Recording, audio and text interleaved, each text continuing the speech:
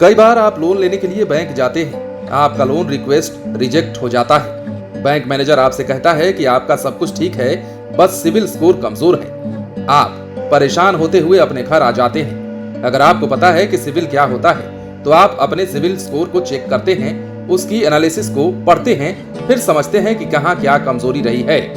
लेकिन अगर आप सिविल का मतलब और उसका प्रभाव नहीं जानते हैं, तो लाइव सिटीज आपको आज विस्तार से इसके बारे में बताने जा रहा है। सिबिल का मतलब होता है credit information bureau India limited. ये क्रेडिट की जानकारी देने वाली एजेंसी है जो व्यक्तियों और संगठनों की क्रेडिट संबंधित सभी गतिविधियों के रिकॉर्ड को मेंटेन करती है। अब आप कहेंगे कि ये सिबिल क्यों जरूरी है? इसके पीछे गहन शोध किया गया था और तय किया गया कि एक ऐसी एजेंसी बनाई जाए जिससे ये पता चल सके कि कौन ग्राहक क्रेडिट पेमेंट में कितना कैपेबल है। ये इसलिए जरूरी हो गया था कि कुछ दशक पहले लोग बैंक से आपसी परिचय के आधार पर लोन ले लेते थे और चुकाते नहीं थे। बैंकों को लोन वसूलने में पसीने छूट जाते थे। 100 रुपए के लोन के लिए 110 रुपए का खर्च हो जाता था।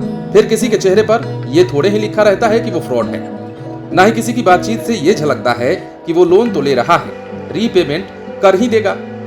इसलिए एक ऐसी एजेंसी की कल्पना की गई जिससे आदमी या कंपनी या फिर संगठन का फाइनेंशियल हिस्ट्री पता चल जाए। आपके मन में ये सवाल जरूर उठता होगा कि सिबिल वालों को कैसे पता चलता है कि आपने कौन सा लोन लिया है और उसका रीपेमेंट कर रहे हैं या फिर नहीं कर रहे हैं। अब नए सिस्टम के तहत आप जब भी किसी लोन के लिए अप्लाई करते हैं, आपका परमानेंट अकाउंट नंबर और आधार कार्ड का नंबर जरूरी होता है। जब तक आप ये दोनों चीजें नहीं देते हैं, आपके लोन का कागज आगे नहीं बढ़ता है। बैंक वाले सबसे पहले पैन कार्ड को देखते हैं, फिर वे सिबिल के साइट पर जाते हैं और फिर वे आपका पैन कार्ड का नंबर उस पर डालते हैं। नंबर सही हुआ तो आपके फाइनेंशियल लेन देन के बारे में जो गतिविधियां हुई हैं, वो सब कुछ दिख जाता है। अगर फाइनेंशियल गतिविधियां बहुत ज्यादा हुई हैं तो नेगेटिव नंबर मिलते हैं। अगर फाइनेंशियल गतिविधियां लिमिटेड हैं तो आपको पॉजिटिव नंबर मिलते हैं। अंत में आपका स्कोर चेक होता है।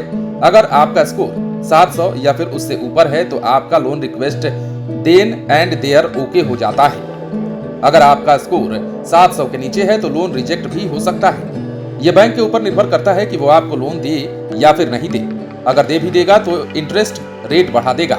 वो आपके लिए घाटे का सौदा होता है। अब सवाल ये उठता है कि अगर सिबिल इतना अहम है तो इसे मेंटेन कैसे करें? इसके तरीके बहुत साधारण हैं। आपने जो भी लोन लिया है उसकी रीपेमेंट आप टाइम पर करते जाइए। अगर आपने क्रेडिट कार्ड ले रखा है, उससे खरीदारी की है, तो उसका रीपेमेंट भी डेट टू डेट पर करते जाएं। अगर आप दूसरे लोन के लिए इंटरेस्टेड हैं तो किसी एक बैंक से बात करें, बार बार दूसरे बैंक से बात ना करें, क्योंकि अगर आपका फोन नंबर आधार से लिंक्ड है तो आपका स्कोर निगेटिव होता जाएगा। आप लोन प्रोडक्ट के बारे में जितनी बार बात करके आवेदन करेंगे, आपके निगेटिव मार्क्स उतने ही बढ़ते जाएंगे। ये आपके लिए सिविल स्कोर को डैमेज करेंगे, इसलिए इससे भी बचें।